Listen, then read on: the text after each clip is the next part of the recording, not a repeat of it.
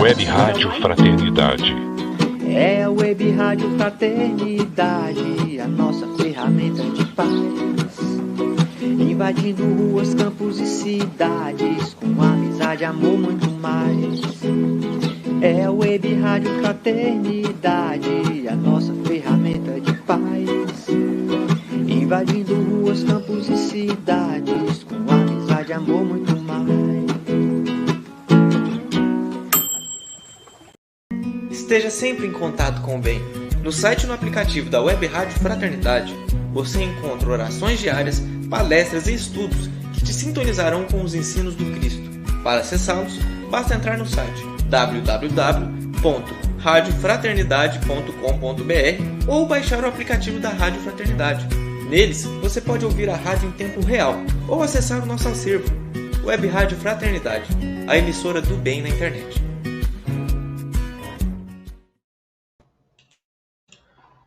Boa noite, boa noite, boa noite, Marisa.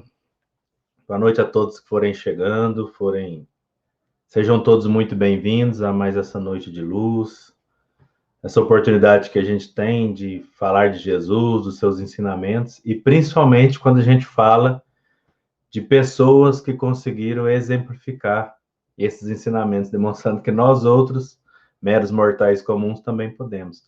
Boa noite, Nícia Magalhães. Daqui a pouquinho a gente vai estar, então, com o Haroldo Machado e o Rafael Siqueira.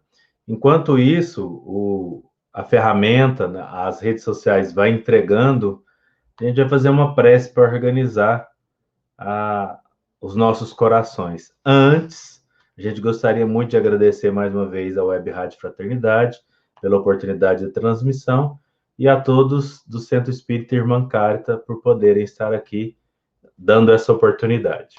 Então vamos fechar os nossos olhos, sintonizar os nossos corações e a nossa mente com o Criador. Querido Pai, Deus Todo-Poderoso, Criador de tudo que existe e que detém todo esse poder universal,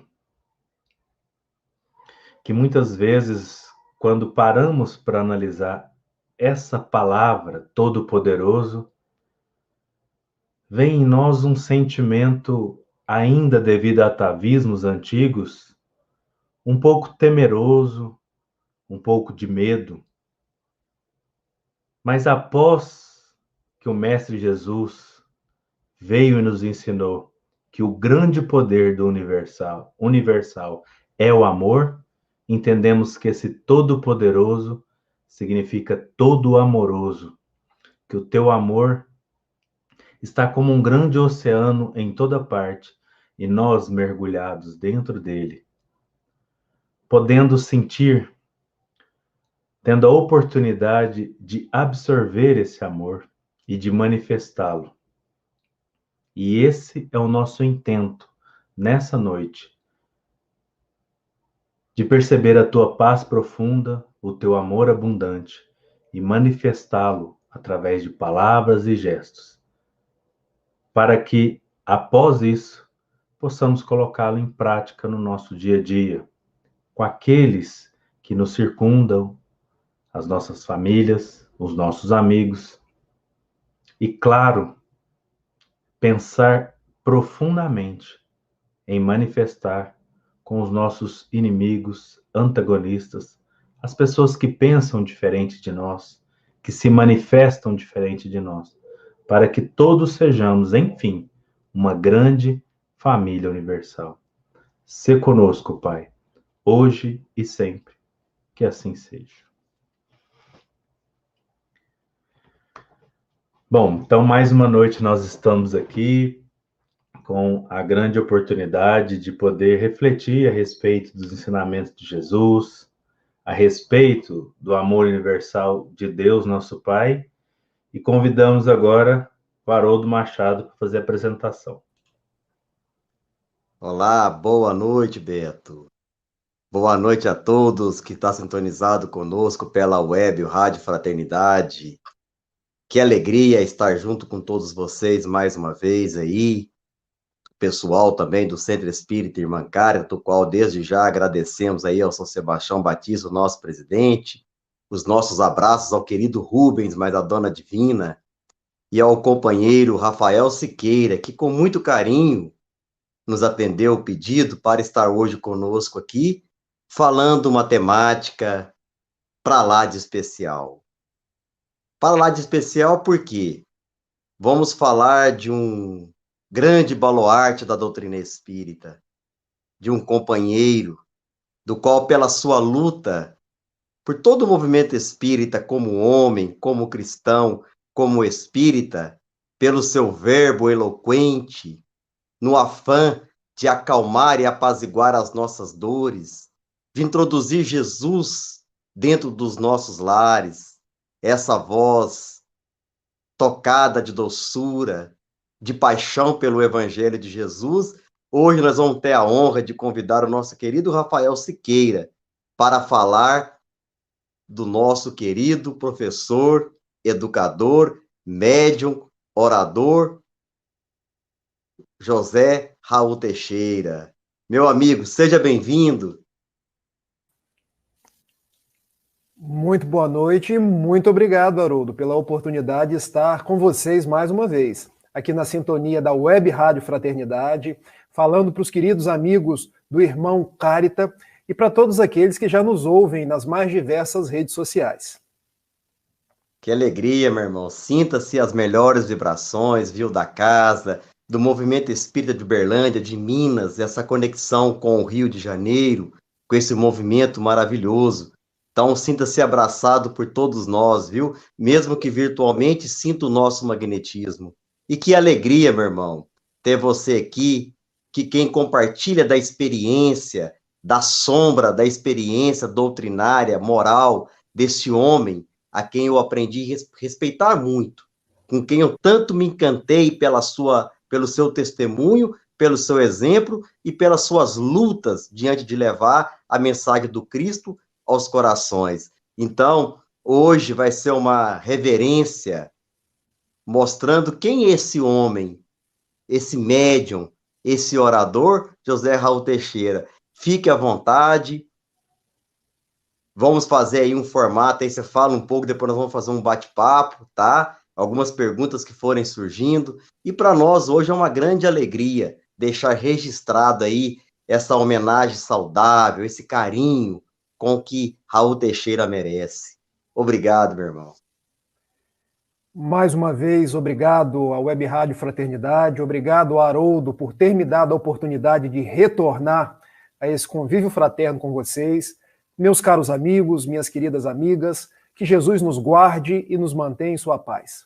Quero cumprimentar a Marisa Santos Leopoldo, a Nícia Magalhães, a Helena Soares Ferreira, a Terezinha Ferreira. Bom, acho que eu cumprimentei todo mundo que mandou mensagem aqui pelo site.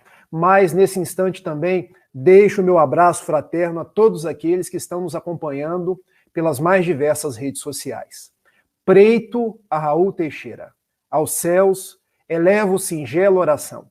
A favor de uma alma muito querida, de postura nobre e aguerrida, que muito cativou-nos o coração. Obrigado por tudo, nosso amigo abençoado. Tu que és do aflito, o terno companheiro, que se pôs a falar de Jesus como fiel escudeiro, dando-nos o exemplo de fidelidade ao Mestre amado. És tu, Raul, fina flor em um mundo de intemperança, cuja pregação preencheu-nos os espíritos de esperança, levando-nos a por ti vibrar com muito desvelo e fervor. E se hoje podemos simples trova te endereçar, foi para que ao teu sentimento pudéssemos levar os augúrios de muita saúde, paz e amor.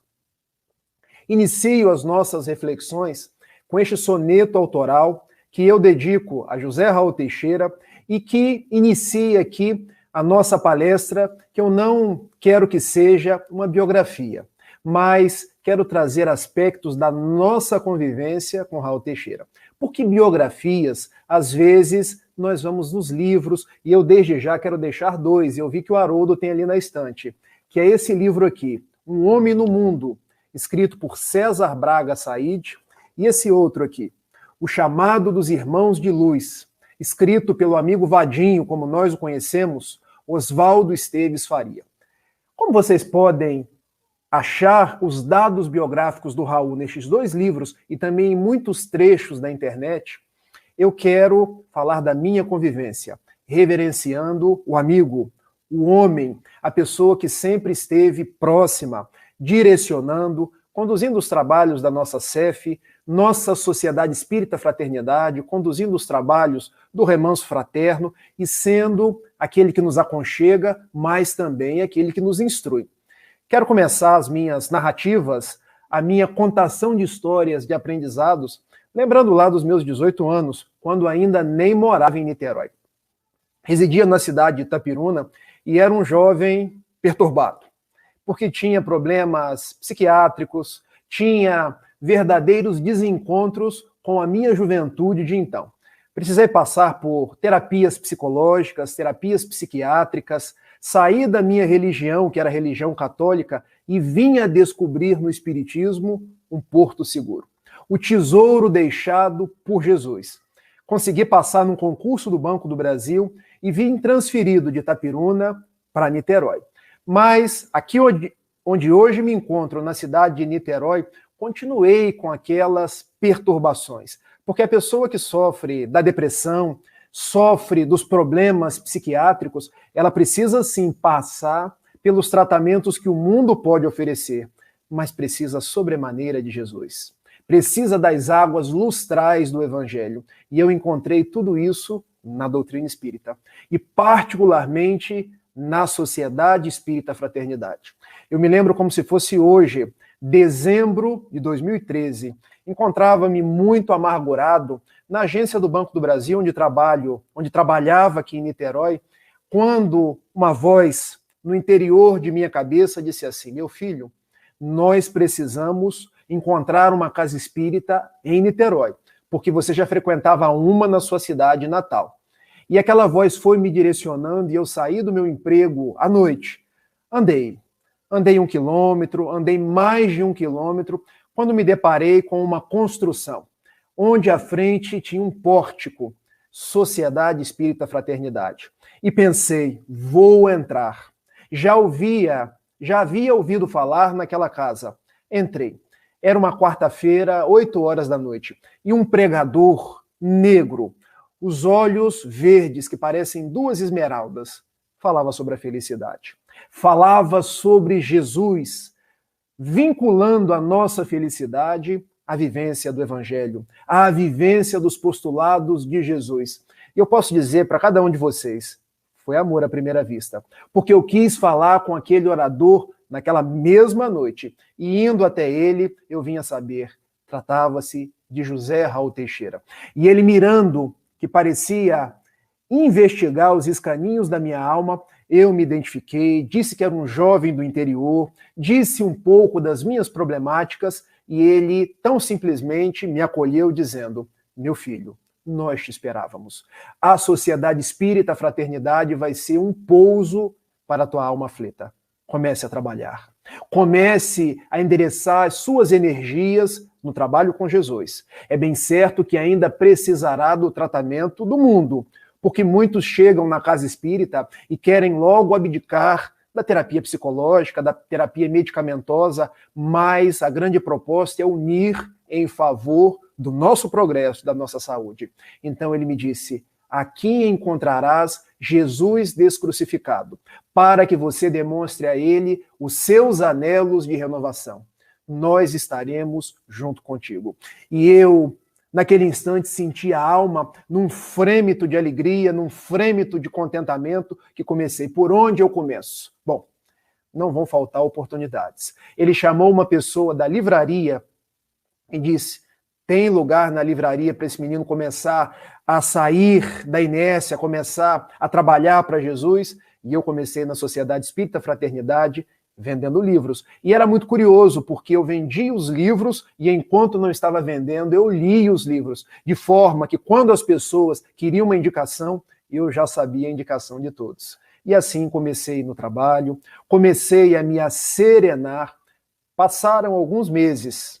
E olha o que representa a diretriz, a proximidade de José Raul Teixeira na minha vida. Quando fui convidado pelo benfeitor Camilo, que é o guia espiritual de José Raul Teixeira, para iniciar na proposta da mediunidade. Imaginem, meus amigos, um jovem vindo do interior, recém-chegado na casa, recebe do benfeitor espiritual um convite para iniciar nas lides mediúnicas. Na primeira reunião, se eu contar para vocês aqui, vocês vão até rir, porque eu me sentei à mesa e aquela vibração da entidade comunicante veio com tamanha força que eu caí da cadeira para trás.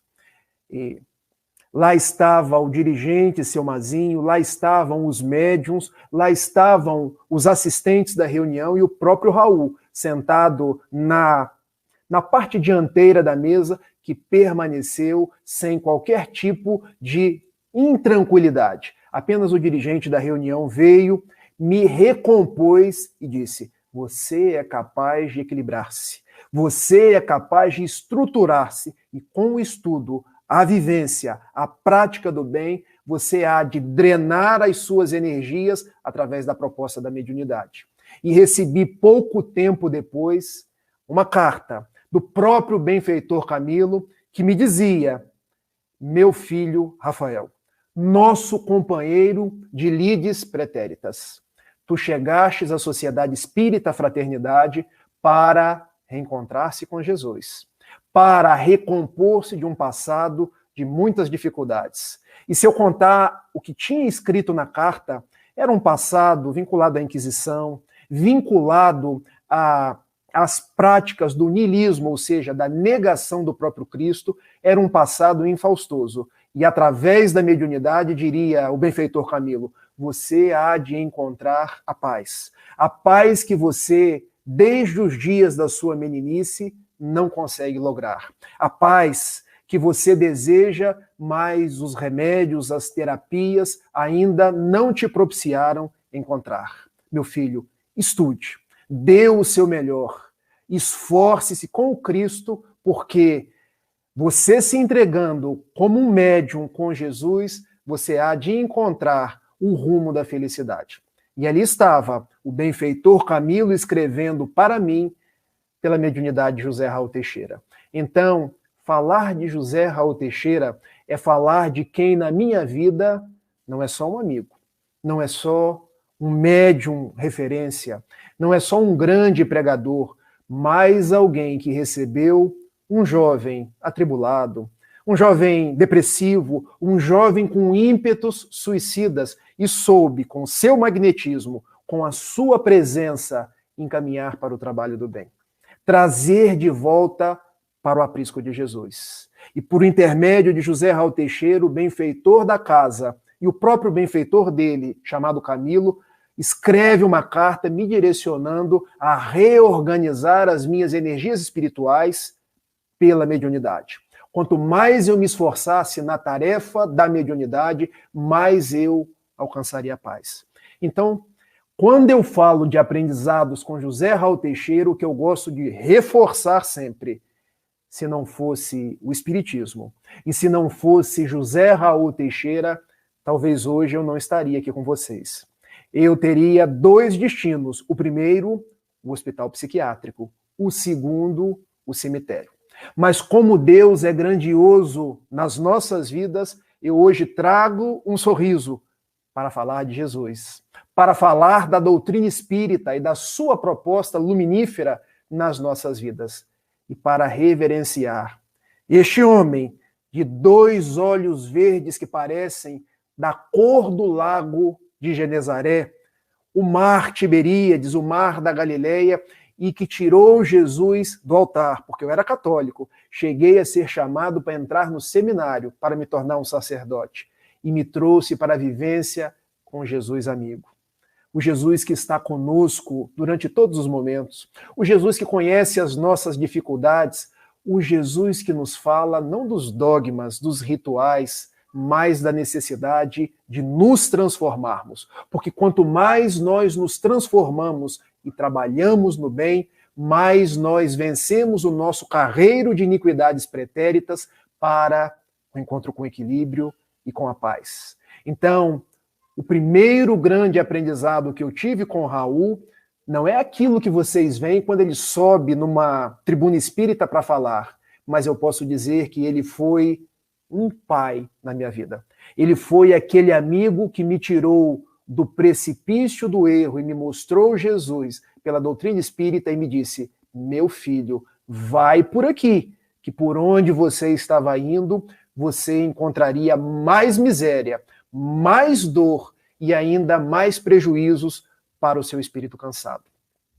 Pouco tempo depois, eu continuei a ter problemas, porque ninguém se livra das dificuldades que eu vinha descobrir que não eram dificuldades psiquiátricas, depressivas, eram também, mas em sua grande parte eram obsessivas. E eu precisava, através do trabalho da mediunidade, ir dando passividade àqueles espíritos que eu prejudiquei em vida passada na mediunidade com Jesus. A minha vida continuava tumultuada, porque ninguém vence um carreiro de erros de uma hora para outra. Isso é trabalho para uma encarnação, para 2 encarnações, é o trabalho da reforma íntima e diária. Muitas vezes eu cheguei para José Raul Teixeira e disse: meu grande amigo, a referência na minha vida, eu não estou dando conta, eu vou cair. E ele, sempre com aqueles olhos verdes que parecem enxergar o que há no íntimo da nossa alma, dizia assim: você não vai cair novamente. Parecia Paulo falando a Timóteo. Foge dos perigos da tua mocidade. Busca com todo o empenho a paz, a caridade, o amor, como quem se entrega a Jesus. Era Raul falando comigo. Sendo que Raul pode se aproximar de Paulo, mas eu estou muito longe de Timóteo. Então, ele nunca passou a mão na minha cabeça. Ele nunca disse assim: vem que eu vou te pegar no colo, nós vamos. Não. Era sempre sim, sim, não, não. Como Jesus nos recomendou. Seja o teu falar sim, sim, não, não. Se eu estivesse no caminho do erro, meu filho, aqui você errou. Aqui você não laborou conforme o Evangelho. Meu filho, aqui ficou bom. Aqui nós podemos aprimorar. Então, Raul Teixeira é aquela pessoa que tem a sensibilidade, mas também a assertividade para nos conduzir. E todas as vezes que eu vinha com um problema, ele já me perguntava: e qual é a solução? Porque você tem condições de vencer isso. O tempo foi passando. E um dia, eu me lembro como se fosse hoje, nós estávamos jantando num restaurante aqui em Niterói. E eu falei para ele: Raul, como você fala bem. Raul, o seu verbo parece que soltam estrelas que vão entrando nos nossos ouvidos e despertando-nos para Jesus. E ele me fez uma pergunta: e você quando que vai falar? E eu respondi: nunca. Porque eu sou tímido, Raul. Quando eu era novo, as pessoas iam na minha casa e eu escondia debaixo da cama. Eu não falo nunca. Meu filho, falar para Jesus, falar com Jesus. Estude uma parábola, estude um conto do Evangelho e fale. Há muitos corações que precisam de Jesus. Há muitas pessoas que precisam da mensagem lustral do Evangelho decodificada pela doutrina espírita. Todos nós podemos fazer a nossa parte. Fale, meu filho. Eu falei: eu vou tentar. Mas aí ele me deu 3 conselhos. E eu quero... Bom, deixa eu acertar os dedos aqui primeiro. 3 conselhos para que todos nós, quando tivéssemos na oratória, não nos perdêssemos jamais. O primeiro conselho: estar sempre de acordo com Jesus. Ou seja, quando subirmos numa tribuna, nós devemos falar de Jesus. Nós devemos perquirir se aquilo que nós estamos falando está de acordo com o Evangelho. Está de acordo com a proposta magnífica do sol que ilumina as nossas vidas. Não foi uma, nem 2, nem 3 vezes que ele me disse assim: meu filho, nós nos perdemos em vidas passadas dos caminhos de Jesus. E nós não podemos nos perder de novo. O nosso compromisso hoje é com a divina estrela, que deve brilhar por nós, através de nós, não para nos reverenciar, mas para que brilhe o seu Evangelho. Então, seu primeiro compromisso na oratória reverenciar Jesus, tal qual João Batista. É preciso que você diminua para que Jesus cresça.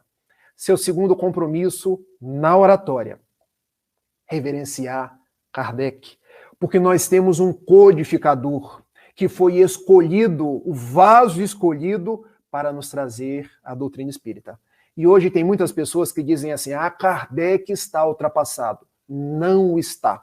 Kardec nunca esteve tão atual. Kardec é o alicerce da nossa doutrina. As obras básicas são leituras obrigatórias para todos nós. Então, sempre me disse, Raul, estude o Livro dos Espíritos, o Livro dos Médiuns, o Evangelho, a Revista Espírita, estude as obras de Kardec e fale conforme Jesus e conforme Kardec. Era o segundo conselho. E quando ele me falava assim, eu lembrava de Emmanuel falando a Chico Xavier no Riacho do Capão, em 1931. Chico, todas as vezes que eu te der um conselho contrário a Jesus ou a Kardec, fique com Jesus, fique com Kardec e me esqueça. Então, Raul dizia para mim, sempre que for falar, subir numa doutrina, numa tribuna espírita, veja se você está falando conforme Jesus e conforme Kardec, porque assim deve ser a nossa oratória.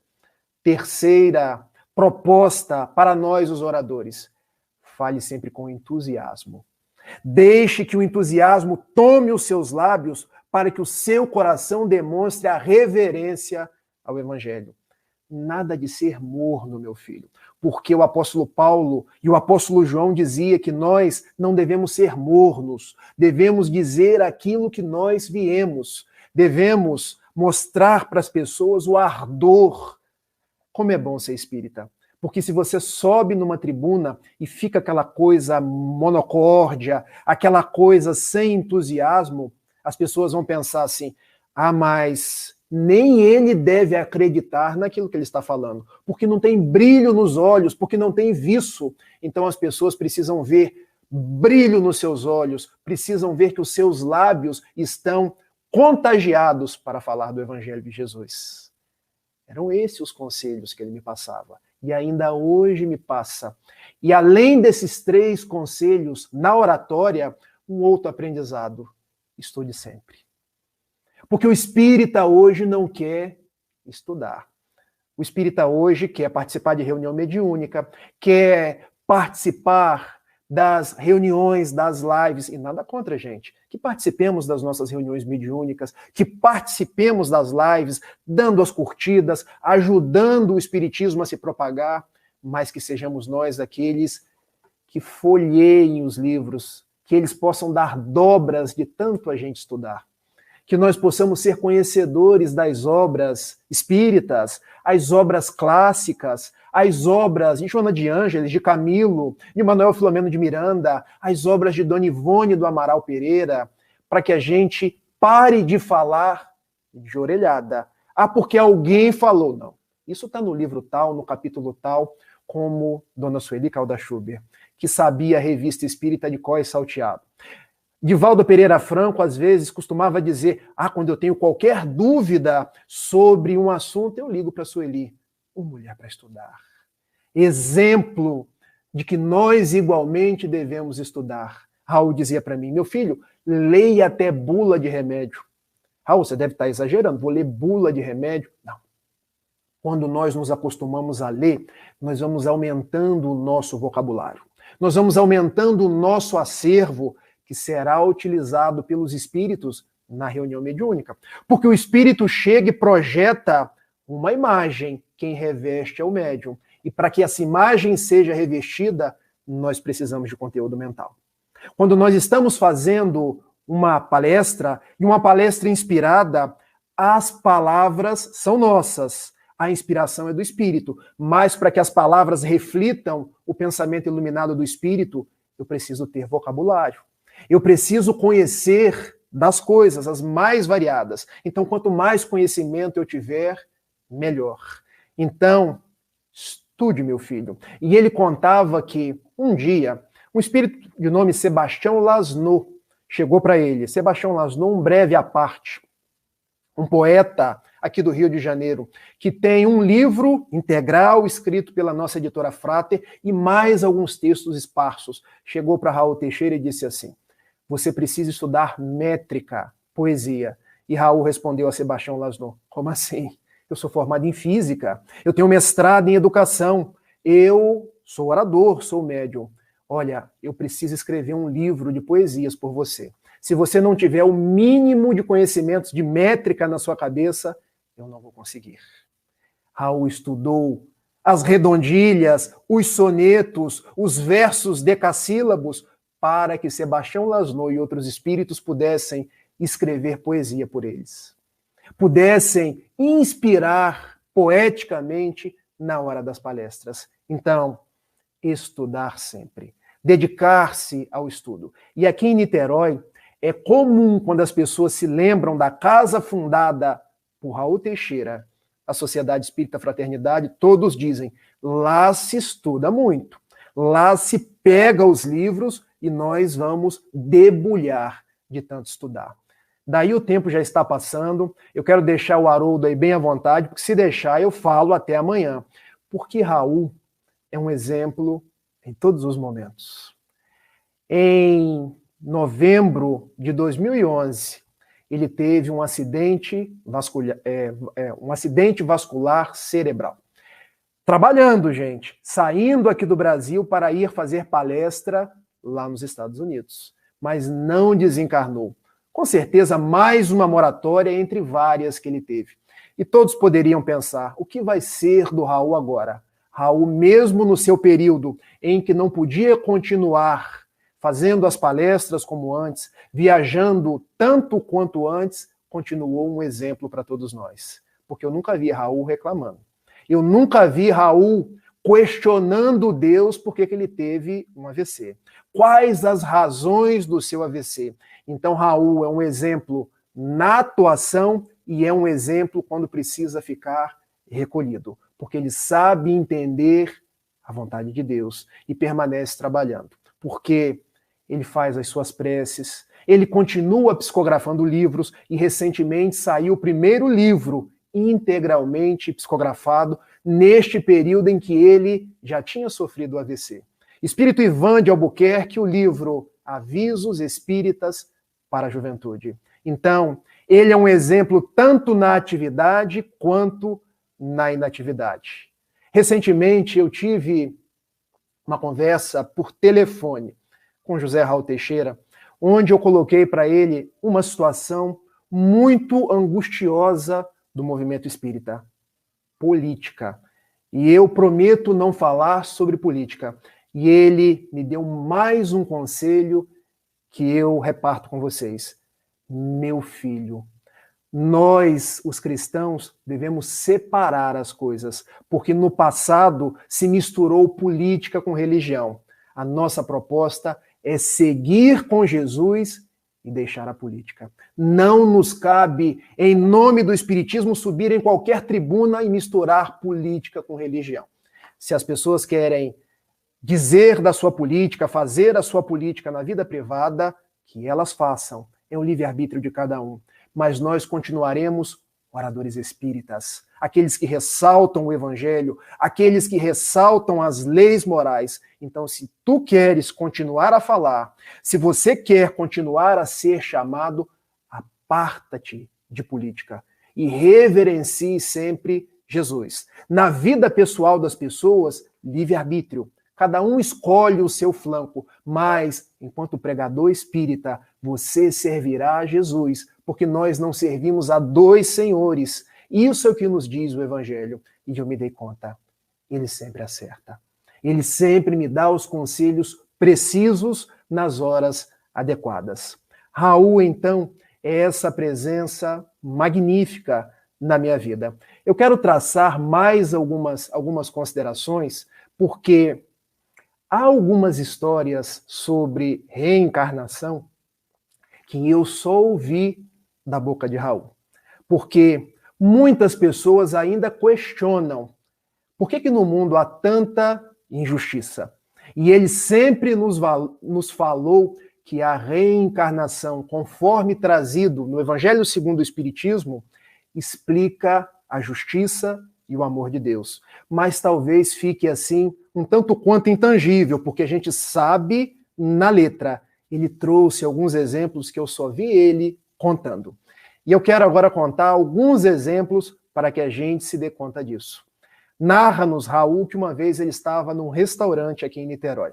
E quando saiu do restaurante, havia um pedinte do lado de fora. E esse pedinte estendeu a mão. Era uma noite fria e Raul condoeu-se da situação do homem. Mas não só condoeu-se, começou a questionar a Deus, a política, a sociedade, porque enquanto ele poderia jantar num bom restaurante, junto com amigos, havia pessoas do lado de fora, passando fome. Por que existiria tanta desigualdade na nossa sociedade? Eis que se aproxima o benfeitor Camilo, o seu guia espiritual e um exemplo para todos nós da Sociedade Espírita Fraternidade. E lhe diz: meu filho, o que se passa? Olha, eu estou condoído com a situação desse mendigo. Eu já o ajudei, mas no íntimo, nosso mundo poderia ser mais fraterno. As pessoas poderiam ser mais justas umas com as outras. E Camilo disse a Raul: meu filho, no mundo há muita injustiça, mas não há ninguém injustiçado. A reencarnação explica os meandros da justiça de Deus que nós, com os nossos olhos rasos, não conseguimos entender. Aquele que você vê hoje na condição de um pedinte é um político conhecido. Bom, ele não me disse o nome, de uma vida pretérita, que roubou tanto o erário, roubou tanto das pessoas mais simples, chegou com a consciência culpada no plano espiritual e pediu: deixa-me voltar na miséria. Deixa-me voltar na condição de um pedinte, para que eu me recomponha espiritualmente. Então, meu filho, ajude tanto quanto tu possas, mas não questione, porque Deus não erra. Aquele que você vê hoje aí numa condição esfaimada na rua é uma ave de luz que está se recuperando. Como era a oratória de Raul Teixeira? Tal qual quando ele nos narra de Mandela, Nelson Mandela, 27 anos preso na África do Sul, por defender o fim do apartheid. O regime que segregava brancos e negros na África do Sul. E o noticiário do mundo inteiro registrando aquilo pela televisão, ele estava no seu apartamento, aqui em Niterói, quando as lágrimas teimaram em rolar. E mais uma vez, o benfeitor Camilo se aproximou e lhe perguntou: meu filho, por que choras? Irmão, você não vê que um homem negro, e ele sempre sensibilizou, talvez pela questão da empatia, também negro, ficou preso injustamente 27 anos? Não existe injustiça no mundo, meu filho. Pode haver sob os nossos olhos rasos, mas Deus não erra. Aquele que você vê hoje na pele de um ativista social que lutou pelo fim do apartheid é o mesmo que em séculos passados, na condição de um general britânico, entrou por esse país saqueando tudo. Saqueando diamantes, promovendo disparates, promovendo atentados contra o povo. Ele retorna à casa espiritual, ao quebrado, e pede uma nova oportunidade. E Deus lhe dá. Retornando agora na pele de Nelson Mandela, para lutar pelo fim do apartheid que ele mesmo, numa vida passada, ajudou a engendrar. E agora, 27 anos na prisão, para terminar de purgar os fluidos em desalinho que pesavam no seu perispírito. Ah, Raul, como as suas histórias nos ensinaram sobre reencarnação, sobre justiça de Deus. Como a sua história narrando daquele homem que assassinou Abraham Lincoln. O presidente norte-americano, talvez um dos mais notáveis, que no século XIX libertou os negros americanos da escravidão. Tornou-se o presidente que não só libertou os negros, mas acabou com a guerra de secessão, onde havia conflitos entre as colônias do norte e as colônias do sul. Mas esse notável presidente foi assassinado no Teatro Ford, em Washington, em 1865, por um artista defensor da escravidão e defensor das colônias do Sul, que eram escravagistas. Esse artista de nome John Wilkes Booth. Com um tiro na cabeça, ele mata Abraham Lincoln na frente da esposa e dos filhos. John Wilkes é morto 12 dias depois, porque as pessoas não toleravam que o presidente, um dos presidentes mais amados dos Estados Unidos, tivesse sido assassinado. Retorna John Booth à pátria espiritual, e lá ao quebrado.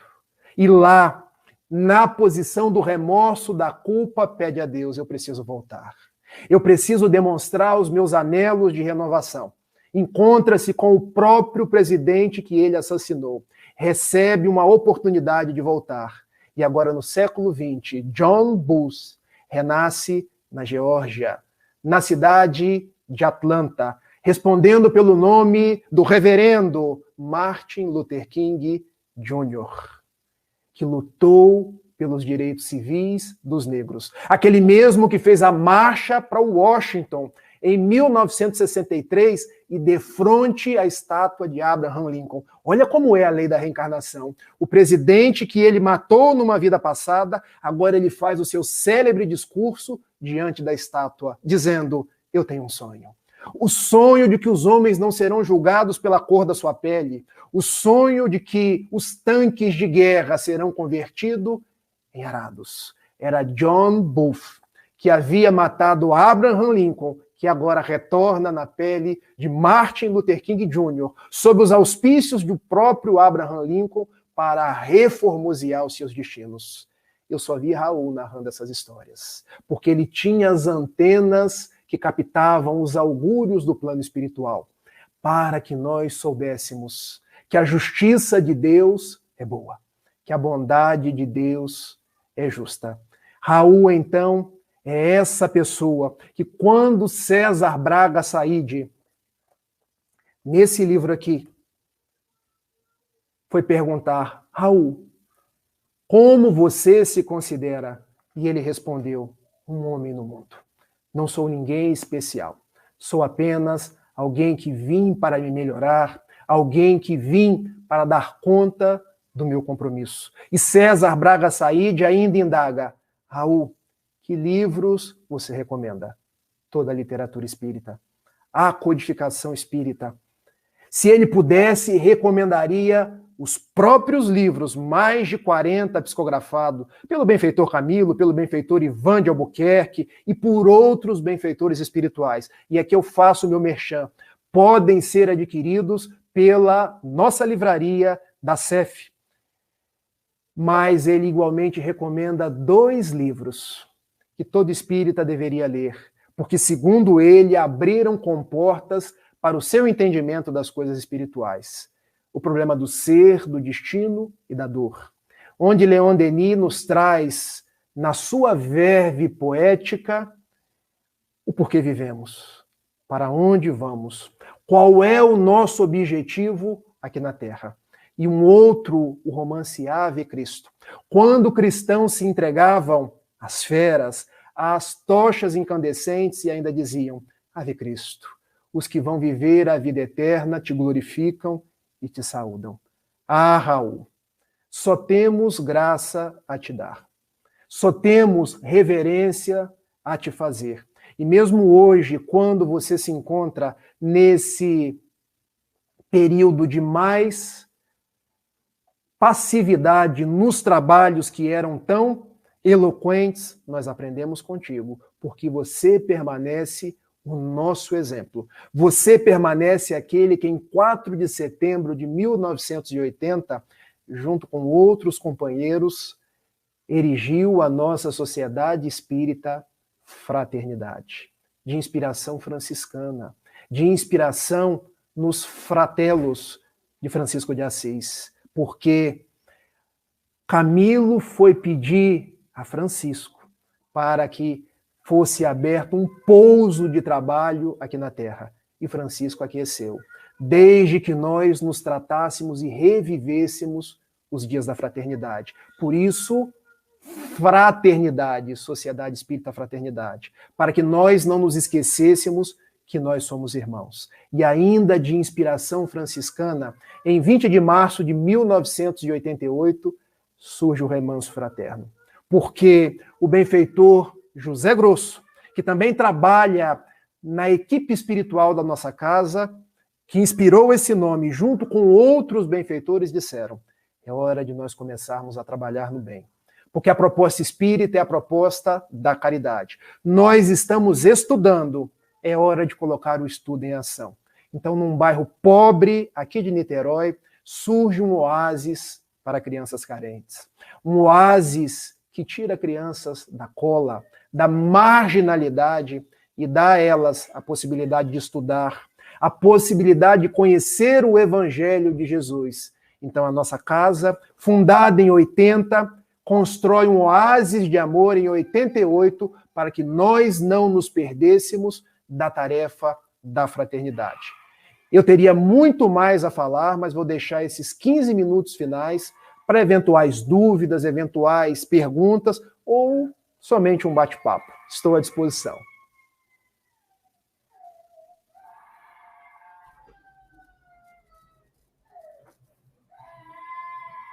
Que presente, hein, meu irmão? Que honra, que presente no mundo espiritual que você teve de ter Raul na sua vida, hein? Esse farol de luz, esse anjo guardião encarnado, né? Esse mentor que também bebeu de outras fontes sublimes que o acolheu no movimento espírita, que viveu, que bebeu da experiência de uma Ivone Pereira do Amaral, de um Divaldo Pereira Franco, que foi o seu companheiro e o seu confidente. Esses dois corações que se uniram nessa missão de levar a oratória, de levar a doutrina espírita pelo mundo. E quando você falava das suas experiências, cara do céu, eu fazia uma autobiografia do Raul, porque eu sempre tive a minha formação mediúnica, doutrinária, dentro do comportamento moral de 3 homens. Sebastião Batista, o nosso dirigente, a quem eu também cheguei na mais total loucura dos transtornos dos escolhos da mediunidade, e ouvindo as palestras em VHS, em cassete, do Divaldo e do Raul Teixeira, pela disciplina com que eles coordenavam o trabalho, pela fidelidade a Jesus, pela fidelidade a Kardec, o quanto que isso faz falta para o movimento, o quanto precisamos estar impregnado dessas diretrizes. E daí, quando você falava de como ele te acolheu, de como ele te assistiu na sua preparação mediúnica, eu me lembrei de uma obra que é, para mim, minha cabeceira, Diretrizes de Segurança, que dali estendeu várias outras obras de pergunta e resposta sobre a mediunidade, porque Raul fala da sua experiência, é alguém que também enfrentou os escolhos, foi humilhado na tribuna espírita, chacoteado, várias vezes quem lê essas 2 obras, essas 2 pérolas de luz, do César Braga e do Valtim, fica extraordinário.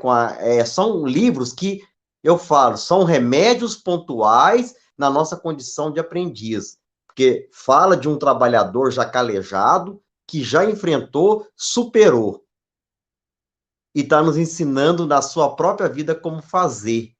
Então, quando você falava aí, mas o que foi surgindo de parâmetros para a gente poder conversar agora, só coisa linda do professor Raul Teixeira, a quem também eu tive a honra de conhecer, acidentalmente. Eu fui assistir uma palestra dele em Araguari, Beto, sem carona, peguei o ônibus aqui pertinho de Berlândia, peguei o ônibus, saí do serviço, fui lá, ele ia fazer uma palestra lá em Araguari, convidado pelo Público Carizo, e eu assisti, e cheguei lá, eu encontrei com o professor Adilson Machado, daqui da UFO, e me conheceu, falou: você tá aqui com quem? Eu falei: eu tô aqui sozinho, vim sozinho, não jantei. Eu falei: rapaz, então você não tá com muita pressa, não? Eu vou hospedar o Raul lá em casa, lá, e eu vou dar carona para ele. Eu falei: nossa, tá brincando? Eu falei: não, então você pode jantar lá, eu fico aqui, eu como um espetinho aqui de fora, aqui, você vai ficar com ele. Não, rapaz, você vai jantar com nós. E eu tive a oportunidade, rapaz, de ver aquele homem alegre, contando as histórias dele com o Espírito Camilo, dos esfrega que o Camilo dava nele. O Camilo não alisa ele hora nenhuma. É só cascudo, é só bronca, é só alinhamento. Então, eu tive essa oportunidade de viajar com ele. Rapaz, era igual como se eu estivesse no nosso lar. Viu? Quando a gente está em nosso lar, espírito imperfeito, fica vigiando o pensamento para o mentor não ler. Pai, quanto mais eu tentava segurar, mais coisa ruim aflorava. Não, deixa ele ler meu pensamento, deixa ele fazer o que quiser. Mas Raul era misericordioso, sabia dos nossos esforços, né? Então, meu irmão, foi maravilhoso. A gente que essa live seja aí registrada, compartilhada, porque o Raul Teixeira merece. Não estamos fazendo aqui uma homenagem de idolatria, estamos falando aqui de alguém que tem o suor e tem as lágrimas como inspiração para prosseguirmos trabalhando com Jesus, porque dá certo. Então, foi muito bom, viu? O Beto deve estar cheio de perguntas aí também, né, Beto? Tem uma no chat aqui, mas antes, né, aproveitar que todo mundo está dando um testemunho aí, eu sou uma pessoa que eu gosto de fazer exercício, às vezes escutando música, mas a maioria das vezes escutando palestra. E tinha um seminário dele, do Céu e Inferno. Nossa, mas aquele lá eu escutei muitas vezes. E eu chorava e ria ao mesmo tempo, porque ele faz umas gracinhas no meio e fala de uma forma. E eu imaginando ele na tribuna e falando e contando aquilo, ele contando de que quando ele começou a ir na cadeia e falar para os presos, não tinha onde eles irem, então eles tinham que me escutar e eu ria, e de repente ele falava outra coisa assim, e aí eu chorava. Então, aquela coisa, ele tem essa capacidade, mesmo a gente não vendo, só ouvindo, a gente consegue plasmar exatamente aquela imagem, né? Igual como se fosse um filme passando na cabeça da gente. Ele realmente emociona com as palavras e com tudo que diz.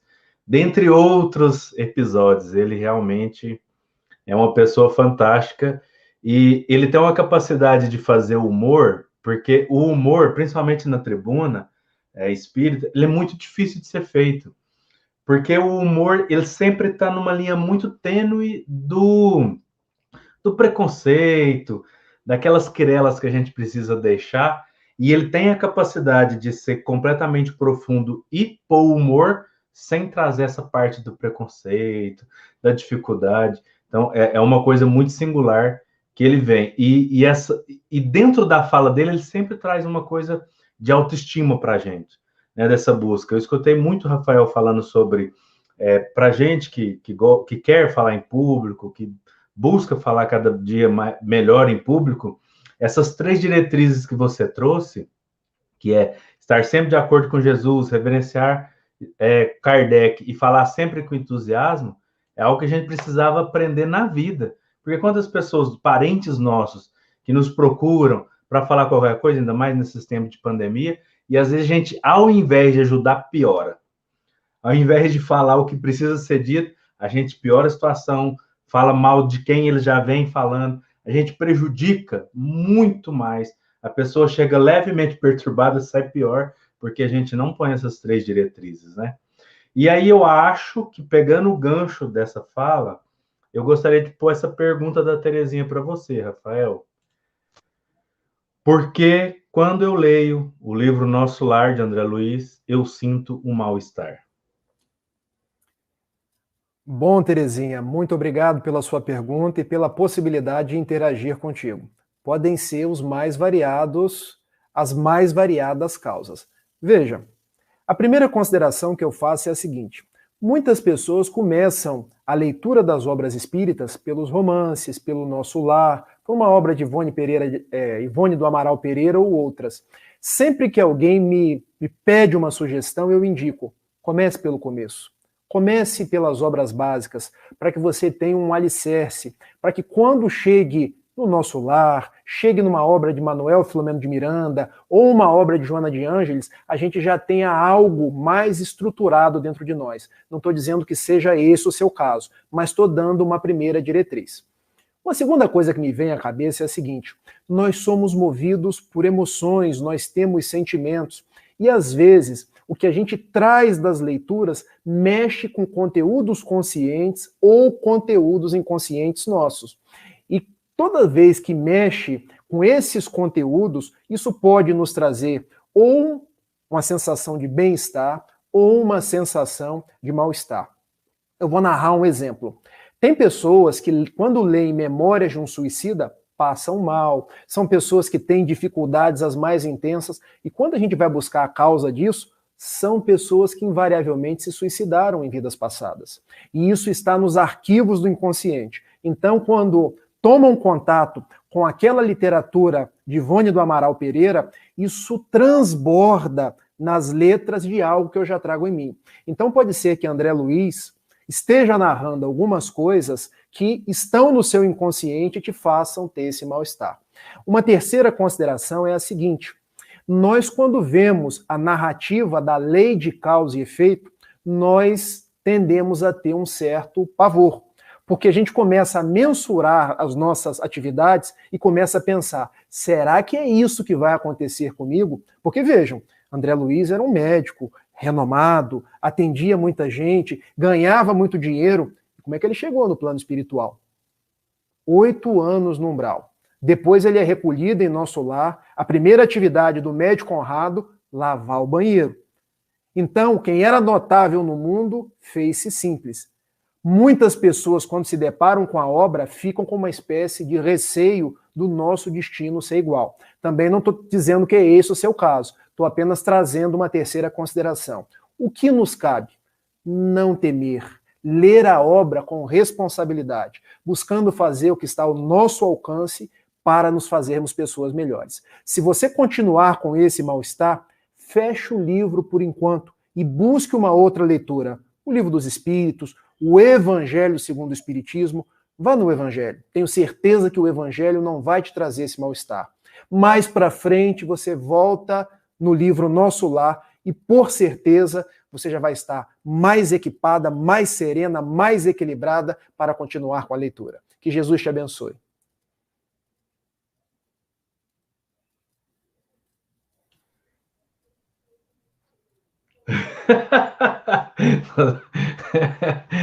Ai, garoto. Ai, bom, eu queria fazer uma pergunta seguinte. Eu lembro que alguns anos atrás, eu e algumas pessoas, a gente fez um estudo daquele livro Desafios da Vida Familiar, do Raul Teixeira, pelo Espírito Camilo. E ali, para mim, foi como era a parte de família, foi um divisor de águas muito grande. Uma pessoa chegou e falou assim, falar é muito fácil, eu quero ver viver. Então, a pessoa atribuía que o que a gente lia e estudava, a gente estava exemplificando ou fazendo, e a gente falou, olha, não é bem assim, né? É o livro. E tem um ponto lá que sempre me trouxe muito em voga. Ele fala que pessoas interessantes a gente encontra em qualquer esquina, e se a gente não tomar cuidado, a gente pode pôr tudo a perder, não somente família, como amigos, devido a aventuras, devido a abandonar o nosso caminho, o que a gente traçou. E a minha pergunta é, como a gente busca essas diretrizes dentro das nossas vidas, como o seu exemplo que você trouxe, que alguém conseguiu te aconselhar e você ouviu e quis exemplificar, mas várias outras pessoas preferiram virar as costas, dizer não, se rebelar, e agora estão aí um tanto quanto perdidas. Qual que seria a mensagem para essas pessoas, para elas retornarem? O que elas precisam fazer para estar aí de volta ao caminho de Jesus? Vamos lá. A sua pergunta suscita vários flancos de resposta, porque a gente tem que aprender a orar mais, a meditar mais na nossa vida e dar tempo para que as coisas se assentem. Eu gosto muito do exemplo de Paulo, porque Paulo, quando ele encontra com Jesus, ele pergunta, que queres que eu faça? Jesus não respondeu. Entra na cidade, lá eu vou te dizer. A resposta também não veio na cidade. Paulo precisou descobrir qual era a resposta. Então a resposta está dentro de nós mesmos. Nós vamos precisar de um exercício de autoconhecimento, de conscientização dos nossos valores, de como é a nossa vida, para volver a Jesus e para fazer aquilo que está dentro das nossas possibilidades. Para isso, a gente tem o tempo a nosso favor, as orações e os exercícios de reflexão. Você falou, Beto, dos relacionamentos, porque de fato, muitas vezes, nós nos aventuramos e deixamos de viver ao lado daquela pessoa que seria um casamento mais seguro, que seria um casamento mais responsável. Qual é a proposta? Antes de entrar em qualquer relacionamento, antes de adentrar em qualquer aventura, vamos meditar nas nossas responsabilidades, vamos meditar nas nossas atitudes para com as outras pessoas, porque tudo isso gera reflexos, gera possibilidades na vida da outra pessoa e da minha. O benfeitor Camilo diz sempre uma frase que eu nunca me esqueço: antes de agir, pense nas consequências. Se as consequências forem boas, você pode agir. Se você não pensar em consequências positivas, não haja. Agora, se você não consegue, por hora, mensurar as consequências, não haja por enquanto. Reflita mais. Pense. Deixe que as noites de sono, quando nós desdobramos, nós possamos entrar em contato com os nossos benfeitores e eles nos orientarem. Mas eu percebo que no mundo nós somos muito assodados. Nós somos muito apressados. O que categoriza a nossa geração chama-se ansiedade. A geração do século passado era a depressão. A geração do presente é a ansiedade. A gente quer tudo pronto, para hoje e para agora. E nisso a gente, às vezes, perde as melhores oportunidades ou acaba exagerando numa outra possibilidade. Então, meditar, refletir, orar mais e entrar na cidade tal qual entrou Paulo de Tarso. Mas a cidade que a gente vai entrar não é a cidade de Damasco, é a cidade da nossa interioridade, procurando conhecer o Rafael. Quais são as possibilidades dele? Ele deve ou não agir? As consequências serão boas e a gente terá as respostas. As respostas estão sempre dentro da gente. O Haroldo pode me ajudar, o Beto pode me ajudar, mas eu é que vou ter que encontrá-las. Maravilha, meu irmão. Rafael, você tocou dois aspectos aí que para nós foi a chave da sua experiência com Raul, né? Primeiro, o acolhimento diante dos escolhos da mediunidade, diante da problemática que você enfrentava e não conseguia achar soluções. E aí, com o encontro com Raul, ele te apresentou Jesus e Kardec. E o outro aspecto que você falou muito foram as questões da oratória, que também a gente vê muito nítido, né, na vida de Raul Teixeira, quando a gente vamos lendo a biografia dele, as mesmas dificuldades que Raul Teixeira enfrentou na oratória. Foi comparado com Divaldo Pereira Franco, falando que ele falava igual o Divaldo, e achei aquele engraçado, porque nem sequer ele conhecia o Divaldo. E o Divaldo pediu ali que ele ficasse tranquilo, que ele ficasse sereno, que não tinha nada disso, que ele não desanimasse, que tinha espírito das mesmas Pleiades que inspirava Divaldo, era a mesma espiritualidade que o inspirava Raul, alguns, no trabalho do bem. E um outro aspecto que o Raul também ficou muito intrigado foi que quando ele ia fazer as oratórias, que não tinha ali uma certa quantidade de gente para assisti-lo, e se estava tendo efeito ou não, ele recebe uma orientação de Joana, de Ângeles, falando para ele que que o que interessasse, se ele estivesse fazendo um trabalho com qualidade, mas que se ninguém tivesse dando atenção, que ele prosseguisse. Porque se ele não atingisse ninguém, já estaria atingindo a ele mesmo. Então, meu irmão, eu gostaria de fazer uma pergunta para você dentro desse raciocínio. Teve algum momento que você vacilou aí, hesitou além da timidez, mas quando você começou mesmo, depois que a coisa começou a ferver, tanto espiritualmente, a perseguição, quanto ali algumas críticas, algumas coisas ácidas, para tentar desanimar, que o Raul teve a solicitude de te amparar com a experiência dele, como ele foi acolhido por Divaldo, pelo próprio Chico, Ivone e tantos outros? Com certeza, meu amigo. Primeiro, no que tange a mediunidade, porque a mediunidade a gente sabe que é um processo de educação. Muito mais do que um processo de desenvolvimento, é um processo de educação. E Raul sempre disse para mim, meu filho, você não vai desenvolver a mediunidade, você vai educar a sua mediunidade. E a primeira educação é a sua própria. Então, eduque-se, que o fenômeno vai ficar mais sereno. Porque nós, os médiuns, achamos que somos médium apenas na reunião mediúnica. A gente vai chegar, vai cafungar, vai receber o espírito e depois volta para o dia a dia normal. Então, Raul sempre me falou da responsabilidade. Você é médium 24 horas. Então, você tem que aprender com as próprias lições que são passadas para os espíritos. Porque aquela reunião a gente tem a pretensão de que está ensinando os espíritos. O próprio termo é um termo que a gente utiliza, mal utiliza. Nós não estamos doutrinando os espíritos. Nós estamos os ajudando, mas sobretudo ajudando a nós mesmos. Então ele falou, você médium precisa se educar e sobretudo ser responsável com as suas atitudes. E isso me tirou de várias ciladas dentro da mediunidade. Ainda posso cair? Posso. Mas eu sei que se eu cair, eu serei o grande responsável. Não poderei culpar a A, a B ou a C.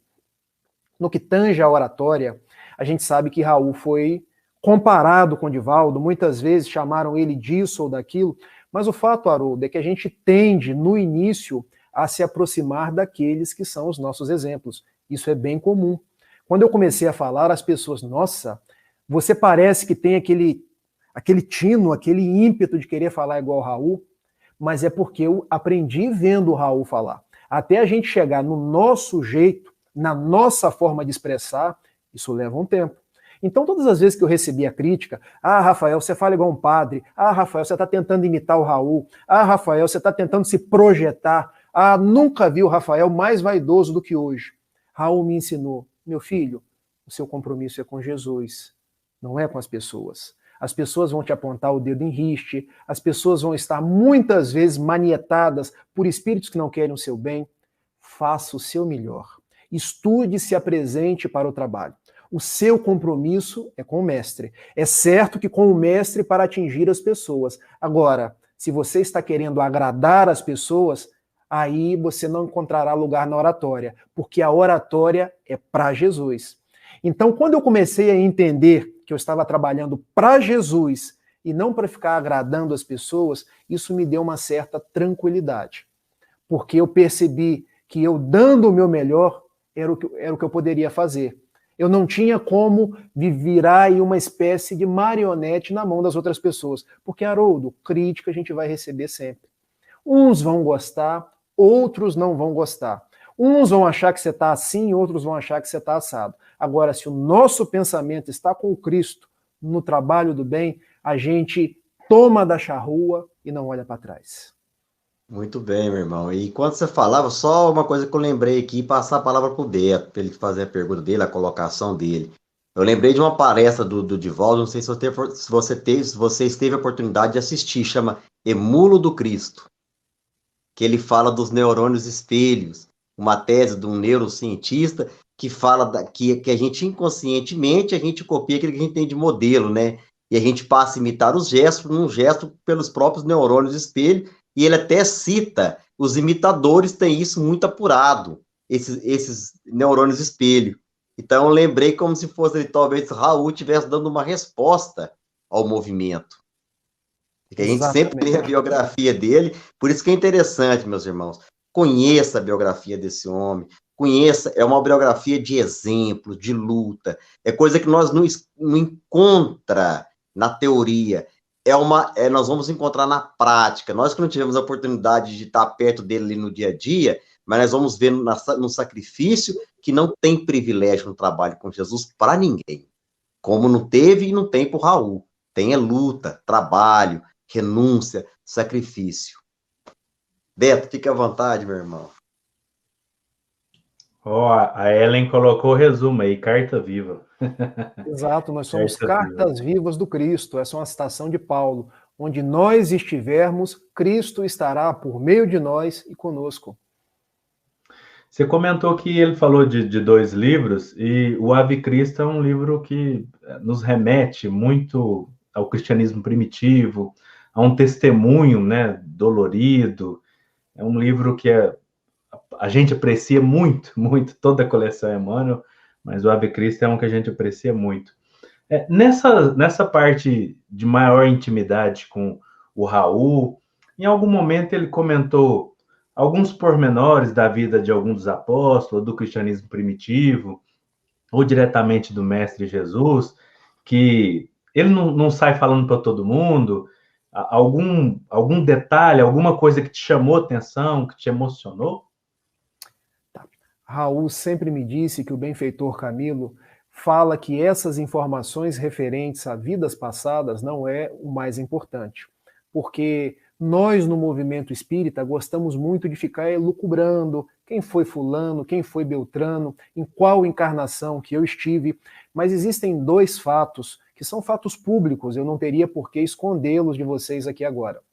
O benfeitor Camilo esteve com o movimento de Francisco nos dias iniciais, porque Francisco, ele teve alguns homens que foram mais próximos. Quando a gente visita a cidade de Assis, lá está o túmulo de São Francisco, naquela igreja suntuosa que não tem nada a ver com Francisco, mas que foi erigida em nome dele. E do lado tem o túmulo de 4 dos seus seguidores mais próximos, Rufino, Ângelo, Maceu e João. Leão. E o benfeitor Camilo foi o fratelo Maceu, ou seja, um franciscano de primeiro momento, alguém que esteve muito próximo a Francisco de Assis. Então a gente sabe que tanto o benfeitor Camilo quanto a Joana de Ângeles eram muito ligadas a Francisco de Assis. Talvez isso explique, Haroldo, a proximidade desses dois grandes nomes do movimento espírita. Todos dois ligados ao franciscanismo e a Francisco de Assis. Existe um outro fato que eu posso narrar para vocês, que Divaldo um dia, vendo Raul na sua oratória eloquente, viu aproximar-se o benfeitor Camilo, mas não na pele de um franciscano, já na pele de um homem com vestes seculares da França do século XIX, início ali do século XX. E ele percebeu, então é você, Camille Flammarion. Então o benfeitor Camilo, além de ser um franciscano dos dias de Francisco de Assis, é também um notável astrônomo e escritor, Camille Flammarion. Tanto que, quando Camilo pela primeira vez apresenta-se a Raul Teixeira, ele escreve Camilo com 2 L's. E Raul, mas espera aí, tem alguma coisa a ver? Imediatamente o espírito tirou um L para que não ficasse qualquer tipo de coisa que pudesse sugerir. Porque Camilo sempre disse, o importante é a nossa ação no bem. São as nossas atitudes em prol da transformação moral. Como esses dois fatos são conhecidos, são públicos, vários oradores falam isso aí nas palestras pelo Brasil afora, eu posso registrar. Agora, com relação a apóstolos, a vida de outras grandes referências, isso eu realmente não sei. Meu irmão, você vai falando aí na pergunta do Beto aí, a gente vai lembrando da obra dos dois companheiros que faz a biografia do Raul, e uma hora que Raul vai questionar ao seu mentor, no caso Camilo, quem ele era, qual o nome, e ele fala, meu irmão, para vós, pouco te importa o nome. Exato. O carinho, cara, desses mentores, de não ficar dando nome, nós vemos hoje um movimento espírita preocupado, alguns movimentos equivocados, preocupado nesse mentorismo, de querer ter um nome, de querer alguma coisa. Aí o espírito vai falar, mas para você eu sei que é importante para o seu coração, me chame de Camilo. Exato. Uma pessoa comum, eles querem se manter o máximo no anonimato. Joana também foi assim com o Divaldo, né? A demora para se apresentar, o cuidado, né? A aclimatação, né? Para não impressionar o médium, né? Exatamente. Isso é fantástico, né, irmão? Nós estudamos o evangelho vivo nesses homens, né? Por isso que é fantástico estudar a biografia deles. Você falava da oratória ali, eu lembrava da biografia de Leon Denis. Leon Denis era vibrante. Por que ele era vibrante? Porque ele estudava, pesquisava e vivia. E se questionava. Então ele se formou como um Estevão, se forma lá no livro Paulo de Tarso, uma oratória, escreve Emmanuel, uma oratória forjada na dor e na aflição. Ele fala com o coração, fala com experiência. E nós sabemos que você está falando aí, você não está falando só de teoria de livro, você está falando de um laboratório vivo que é essa própria alma. A sua luta, a libertação da obsessão, a libertação do escolho, a superação. E é assim, né, meu irmão? Por isso que é fantástico, nós temos que falar mais desses homens, né? Exatamente. A Regina aqui, Haroldo, tá perguntando para você falar o nome do livro sobre segurança, que você até comentou que era o seu livro de cabeceira. É o Diretriz de Segurança, do Raul Teixeira e do Divaldo Franco, que é um perguntas e respostas, não é isso, meu irmão? Exatamente. Diretrizes de segurança. Fantástico. Além desse, tem também do benfeitor Camilo, Desafios da Mediunidade.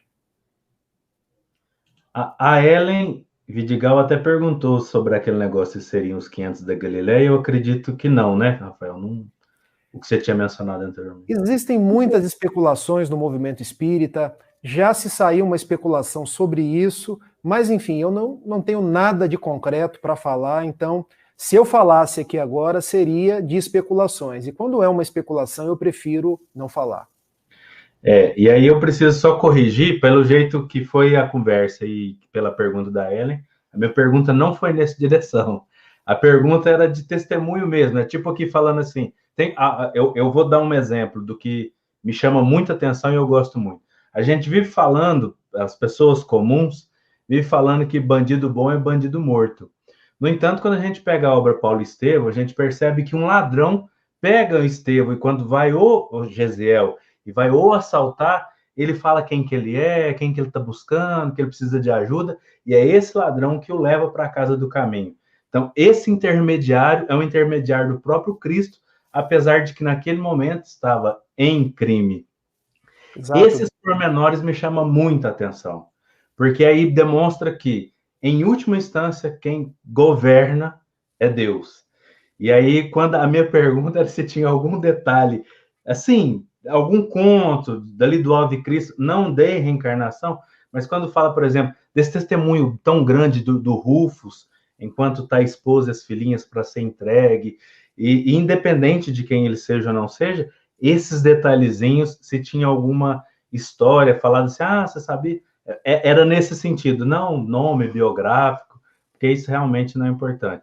São pequenos pontos demonstrando que pessoas comuns podem fazer coisas extraordinárias e nem serem anotadas aí nos livros, em algum local. Isso é o que realmente me chama atenção. Porque, como diz um amigo, é muito bom quando a gente descobre que não é o mesmo espírito que fez isso em tal época, que fez aquilo em tal época, porque é muito triste imaginar que poucos espíritos fazem tudo e todo o restante fica à mercê, não conseguindo fazer nada, né?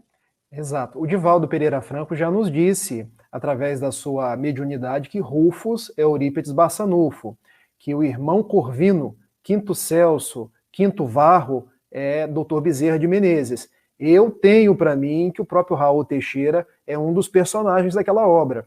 O próprio César Braga Said levanta isso, mas eu não poderia dizer quem e nem se é verdade, seria especulação.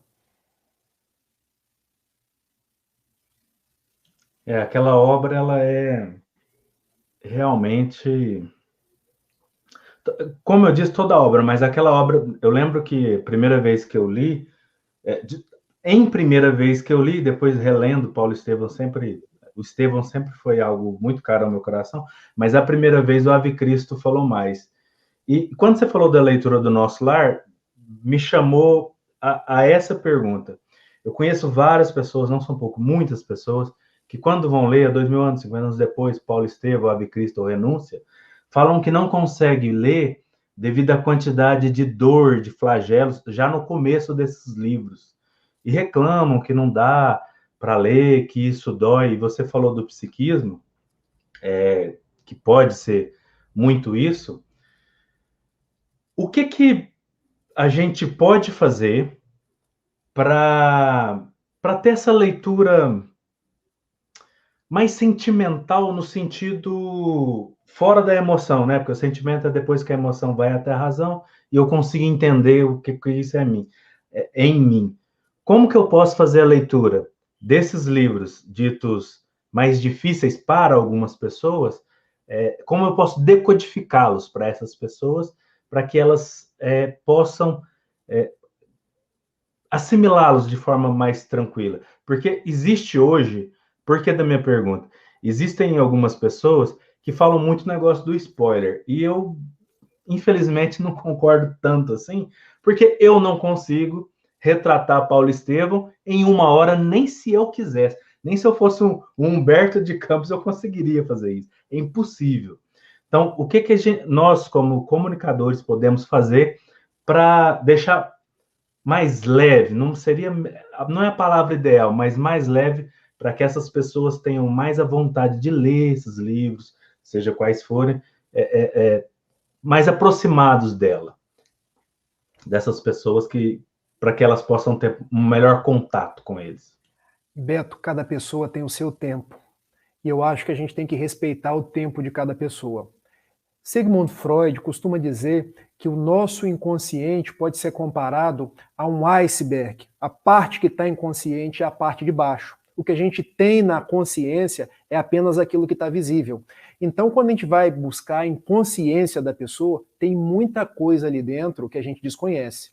Então, são vivências no Império Romano, são vivências nos dias da Inquisição, são vivências nos dias das Cruzadas, nos dias dos grandes reis, rainhas. Então, quando eu me deparo com leituras que trazem esse tipo, isso vai fazer jorrar as emoções. Isso vai relembrar coisas que estão nos escaninhos da nossa alma. Então, como é que eu faço isso tornar mais acessível? Bom, o tempo vai dizer de quanto aquela pessoa vai conseguir maturar aquela emoção. Porque pode ser que a pessoa não consiga nem nessa vida. Isso é um processo de desenvolvimento. É um processo da pessoa se aperceber das suas realidades. Então, eu não consigo responder para você como é que a gente vai, dentro desse processo, tornar essa leitura mais palatável, porque isso é da idiosincrasia do processo individual de cada um. Tem pessoas que até hoje não conseguem ler Memórias de um Suicida. Tem pessoas que até hoje não conseguem, e uma pessoa que é médium, uma pessoa que é um grande amigo meu, um dia eu disse para ele, vamos visitar o presídio? E ela respondeu, não, eu sou espírita há mais de 30 anos. Eu leio todas as obras. Eu vou no hospital psiquiátrico, eu subo o morro, eu desço o morro, mas no presídio eu não vou. E por que aquela pessoa não vai no presídio? Não tem como eu tornar isso mais palatável para ela, porque é uma experiência pessoal. A gente não sabe se numa vida passada ela já foi presa, se ela mandou para a prisão alguém injustamente, então isso depende do time de cada um. E esse time aí é a pessoa que vai conseguir maturar-se para poder entender o momento desse autoapercebimento. Que maravilha, meu irmão. Muito bacana a sua resposta, nos ajudou muito. Eu também, no começo da doutrina espírita, eu passando por todo esse processo de tormenta, e estava vindo a lume uma obra extraordinária, que era o Tormentos da Obsessão, que falava exclusivamente de quem? Dos espíritas caídos. Rapaz do céu, não passava da primeira página nunca. Mas foi com muita luta que eu cheguei até no final. Mas eu usei como se fosse um remédio amargo para me depurar, para me melhorar, mas eu encontrei muita dificuldade. E eu fui orientado várias vezes, igual você falou, a largá-lo, dar um tempo, mas algo me instigava a estar lendo ali, a curiosidade. E hoje, quando eu já percebo, como falou, o Tormento da Obsessão, do Manuel Filomeno. Exatamente. Porque fala de experiências muito tênues, da queda e da ascensão nossa, né? Então, maravilhoso. Exatamente. Meu irmão, a prosa tá gostosa, tá maravilhosa. Só faltou aqui o pão de queijo, um cafezinho, só isso que faltou, né, Beto? Pra ficar melhor, na né? próxima a gente providencia o pão de queijo, o cafezinho, ainda que seja virtual. E se Deus quiser, né, meu irmão, passando isso tudo, as coisas se normalizando, você conhecer nós aqui, fazer um tour aqui em Uberlândia, mas fazer uma roda de conversa bacana, a gente convida o pessoal de outras casas, a gente faz uma roda dinâmica, trabalha gostoso, vai ser muito bom, viu? Mas enquanto isso não é possível, é uma satisfação de ter aqui online conosco, para esse estudo, para essa prosa gostosa, proveitosa, esse material que estamos deixando registrado, hoje na memória do nosso querido Raul Teixeira, que retrata tão bem Jesus e Kardec para todos nós. Então, fica isso como as minhas palavras de consideração, de gratidão a você, a todos que estão ao vivo conosco aí, que vão nos ouvir depois. E agora, passando a palavra para o Beto fazer as considerações finais, e depois você faz o fechamento, tá? Gratidão. Eu só tenho que agradecer muito essa oportunidade de aprender, ainda mais do Raul, como você mesmo disse, depois que ele teve o AVC, então, todas as imagens vistas, ele está com a fisionomia reluzente. É um sorriso de rosto, não é um sorriso é um sorriso de rosto, de aceitação do que está passando. Aquilo me tocou profundamente, me toca todas as vezes que eu lembro, todas as vezes que eu vejo. E se é alguma coisa que eu gostaria muito de pedir a Deus, é que eu possa ter essa capacidade de aceitar as provações, as limitações que a vida nos traz para ensinar, assim como ele testemunha dia após dia, depois de tudo que ele já havia feito, que ele já tem feito, ele ainda exemplifica um pouco mais das limitações. Então, que sirva de exemplo para mim, então, por isso, a imensa gratidão dessa oportunidade, e para todos aqueles que o veem daquele jeito, que possa também ser sensibilizado e querer se sentir bem, apesar das dificuldades e das vicissitudes que a gente tem no dia a dia. Gratidão. Bom, eu agradeço ao Beto, agradeço ao Haroldo, agradeço ao Web Rádio Fraternidade, agradeço a cada um dos companheiros que está conosco, já são quase 9h30 da noite, mas estão aí firmes, fortes, tentando vencer a si próprios, tentando angariar um conteúdo de luz, um conteúdo que vai nos fazer pessoas melhores. Agradeço mais uma vez a José Raul Teixeira, e já que é para a gente fazer as nossas considerações finais, tanto o Divaldo quanto o Raul sempre terminam com uma poesia, com uma oração, e Raul sempre reverenciou Jesus nos seus encerramentos. E existe uma oração que Raul gostava muito de fazer, que é uma oração do José Silvério Horta, no livro Antologia dos Imortais, quando ele diz assim: Louvado seja Senhor Jesus, na glória imortal do lar celeste, pelos bens que tu nos destes no evangelho da nossa redenção, na tarefa renovada que o teu olhar nos consente, de espíritos reverentes, nós rogamos pelo teu amor.